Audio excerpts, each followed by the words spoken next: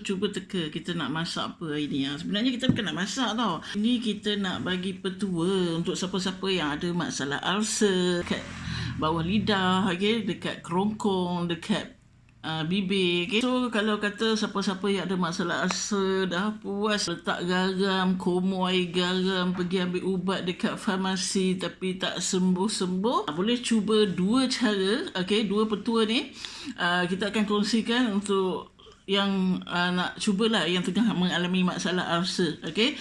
So mula-mula cara paling senang bukan paling senang macam apa, paling senang sebab dia tak sakit, okey. Paling senang kita pakai margarine pelangi, okey. Margarine pelangi tak kira margarine brand apa pun, okey. Asalkan margarine, okey.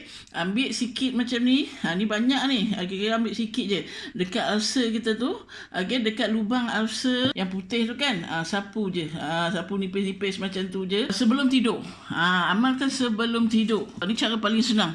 Untuk anak-anak boleh pakai sebab apa dia tak sakit, ya.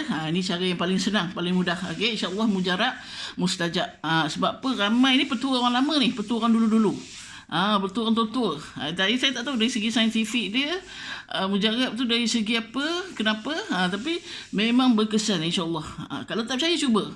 Tak percaya cuba. Jangan orang tua petikai dulu.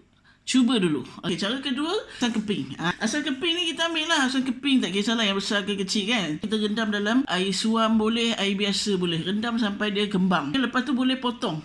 Potong saiz lubang ulcer tu yang jadi lubang putih tu kan. Potong saiz tu. Okey, sebab apa kita nak tekap dia. Kita nak letak dekat atas dia, tekap dekat bibir ataupun lidah yang ada ulcer tu, letak sebelum tidur. Tapi cara kaedah ni dia berkesan tapi dia sakit sikit.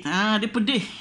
Dia pedih ya. Kena tahan sikit tau. Yang ni dia rasa pedih sikit. Tapi insyaAllah salah satu petua yang mujarab juga. Okay, so boleh cuba. Sure you all share video ni supaya sampai video ni kepada kawan-kawan, sahabat-sahabat kita yang tengah mengalami sakit ulcer ketika ni. Okay, so boleh cuba insyaAllah mujarab.